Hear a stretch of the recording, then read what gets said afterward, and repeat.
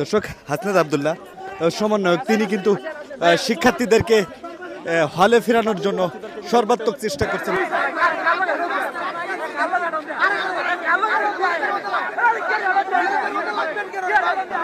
হাসনাত আব্দুল্লাহকে কিন্তু হেনস্থা করার চেষ্টা করা হচ্ছে ঢাকা ইউনিভার্সিটির ভিতরগত। এত তাড়াতাড়ি বৈষম্য বিরোধী ছাত্র আন্দোলনের জনসমর্থন যে এই তলানিতে গিয়ে ঠেকবে, দেশের জনগণ কিন্তু এমনটি প্রত্যাশা করেনি।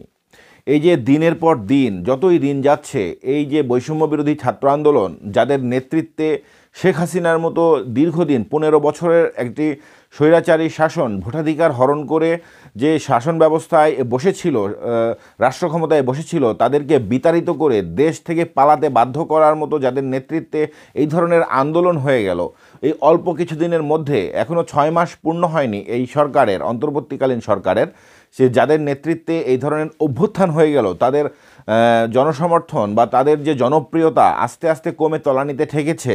এটি কিন্তু আপনারা বুঝতে পারছেন যে গতকাল রোববার ঢাকা বিশ্ববিদ্যালয়ের যে অধিভুক্ত 7 কলেজ রয়েছে, তাদের সাথে কিন্তু সারা রাতব্যাপী রাত 12টা 1টা 2টা পর্যন্ত যে সংঘর্ষ হয়েছে, এবং এই সংঘর্ষে বৈষম্য বিরোধী ছাত্র আন্দোলন যারা কেন্দ্রীয় সমন্বয়ক হাসনাত আব্দুল্লাহ সহ তারা কিন্তু সবাই ঢাকা বিশ্ববিদ্যালয়ের হলেই থাকে, এবং তারা কিন্তু ঘটনাস্থলে গিয়ে এই বিষয়টিকে কিন্তু মিনিমাইজ বা প্রশমন করার চেষ্টা করেছে, কিন্তু তারা পারেনি। আপনারা জানেন যে গণমাধ্যমে এসব লাইভও প্রচারিত হয়েছে। আপনারা জানেন যে শেষ পর্যন্ত পুলিশ, র্যাব, এরপরে বিজিবি মোতায়েন করে এই পরিস্থিতি শান্ত করতে হয়েছে, এবং ঢাকা বিশ্ববিদ্যালয়ের হলগুলো থেকে বৈষম্য বিরোধী ছাত্র আন্দোলনের সমন্বয়কদের নেতৃত্বে যারা এই যে 7 কলেজের শিক্ষার্থীদের প্রতিহত করতে এসেছিল, তারা কিন্তু ধাওয়া খেয়ে পালাতে বাধ্য হয়েছে।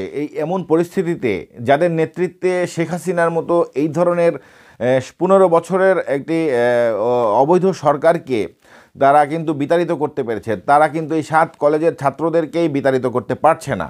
এটি হচ্ছে যে প্রধান কারণ, এটি হচ্ছে যে প্রধান বৈশিষ্ট্য যে তাদের জনসমর্থন, তাদের জনপ্রিয়তা আস্তে আস্তে কমে তলানিতে গিয়ে ঠেকেছে।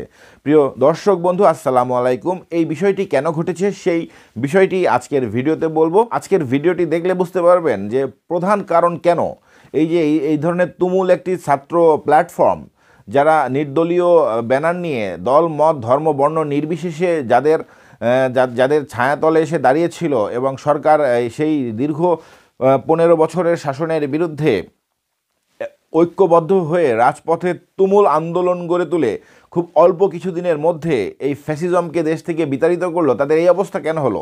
বাংলাদেশের মানুষের যে পর্যবেক্ষণ, সেখানে দেখা যাচ্ছে যে বৈষম্য বিরোধী ছাত্র আন্দোলন পক্ষপাতমূলক আচরণ করছে। মুখের কথা নয়, আমি আপনাদের এই ভিডিওতেই প্রমাণসহ দেখিয়ে দিব কিভাবে পক্ষপাতমূলক আচরণ করছে। প্রথম কারণ হিসেবে বলা যায় যে বিএনপি এবং জামাত, এই 2 দলের প্রতিও কিন্তু বৈষম্য বিরোধী ছাত্র আন্দোলন পক্ষপাতমূলক এবং বৈষম্যমূলক আচরণ করছে। কেন বলছে এই কথা? আপনাদেরকে দলিল সহ, আপনাদেরকে প্রমাণ সহ এখানে দেখাচ্ছি।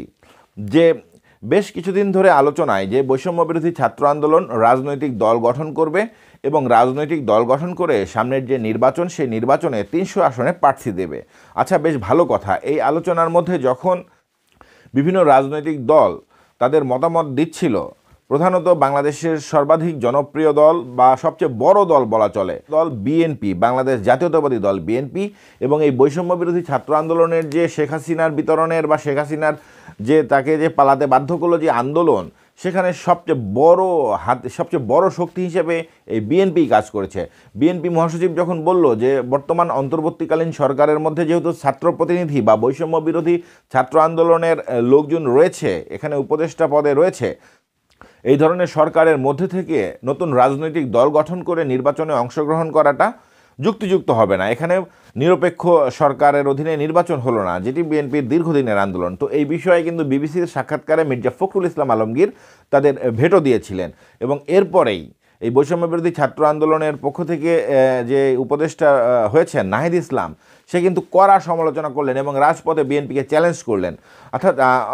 আচ্ছা, ফার্স্টে এই যে মহাসচিব মির্জা ফখরুল ইসলাম আলমগীর কি কথা বলেছিল এই বৈষম্য বিরোধী ছাত্র আন্দোলনের বিষয়ে এবং সরকার নতুন রাজনৈতিক দল গঠন বিষয়ে, সেই বিষয়টি আমাদের শোনা উচিত।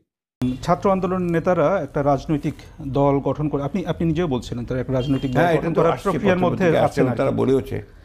তো এই যে রাজনৈতিক দল গঠন করা, এটাকে আপনারা কিভাবে দেখছেন? না, করতেই পারে, এটা তো আপনার তাদের গণতান্ত্রিক অধিকার, এবং সেই ক্ষেত্রে আমরা তাদেরকে স্বাগত জানাবো। কিন্তু একটা কথা অলরেডি উঠে আসছে মিডিয়াতে, কিংস পার্টি বলে একটা কথা উঠছে আপনার। আমি মনে করি এখান থেকে তাদের বেরিয়ে আসা উচিত, অর্থাৎ সরকারের কোনো সাহায্য না নিয়ে তাদের যে দল গঠন করতে চায় সেটা তাদের জন্যই ভালো হবে। সেটা কিভাবে হতে পারে? তারা নিজেই দল করবে, কেন আমরা অন্যান্য দলগুলো কীভাবে দল গঠন করেছে? মানে সরকারে তাদের যারা আছেন তারা সেখান থেকে সরে যাওয়া উচিত? উচিত অবশ্যই, এবং সরকারের কোনো সুবিধাই তাদের নেওয়া উচিত না। আপনি কি মনে করেন যে সরকারের সুবিধা নিয়ে তারা এখন এটা করছে? না, দল তো তারা গঠন করে, তাদের তো প্রতিনিধিরা সরকারে আছে, দ্যাটস এনাফ। হেলিকপ্টারে করে গিয়ে আপনার শীতবস্ত্র দিচ্ছে বিভিন্ন এলাকাতে, আপনার আপনার অ্যাডমিনিস্ট্রেশনের উপরে, জেলা অ্যাডমিনিস্ট্রেশনের উপরে বিভিন্ন রকম কথা তো প্রভাব তো তারা বিস্তার করছেই। বিএনপি মহাসচিবের এই যে মতামত, তাকে কিন্তু খারিজ করে দিয়ে আরেকটি 111 সরকার আনতে চায় বিএনপি, এবং ভারতের আধিপত্য যে রয়েছে সেই আধিপত্যবাদকে মেনে নিয়ে ভারতের মানে প্রেসক্রিপশনে এই ধরনের কথাবার্তা বলছে। এই ধরনের অভিযোগ কিন্তু নাহিদ ইসলাম করেছেন। একই কথা বাংলাদেশ জামাতে ইসলামের আমির ডক্টর শফিকুর রহমানও কিন্তু বলেছে। ডক্টর শফিকুর রহমানও গণমাধ্যমে বলেছে যে সরকারের ভিতরে থেকে যদি ছাত্ররা বা বৈষম্য বিরোধী ছাত্র আন্দোলন রাজনৈতিক দল গঠন করে তাহলে সেই সরকারের নিরপেক্ষতা হারিয়ে যায়। তো জামাতের আমির কি বলেছে এই বিষয়ে হচ্ছে যে আপনারা এখানে শুনুন। খোদ যারা দল নিরপেক্ষ এই অন্তর্বর্তীকালীন সরকারে আছেন, তারাই যদি আবার রাজনীতি করার জন্য মাঠে নামেন, দল গঠন করার জন্য নামেন, তাইলে তো তারা নিরপেক্ষ থাকবেন না। তাদের নিরপেক্ষতা নিয়ে উদ্বেগ তৈরি হবে, এটা একটু স্বাভাবিক। এটা তো আমরা চাই না। তারা যদি দল করতেই হয় তাইলে তারা এখান থেকে বিদায় নেওয়া তাদের জন্য উত্তম এবং সম্মানজনক। বিএনপি এবং জামাত রাজনৈতিক মিত্র ছিল দীর্ঘদিন।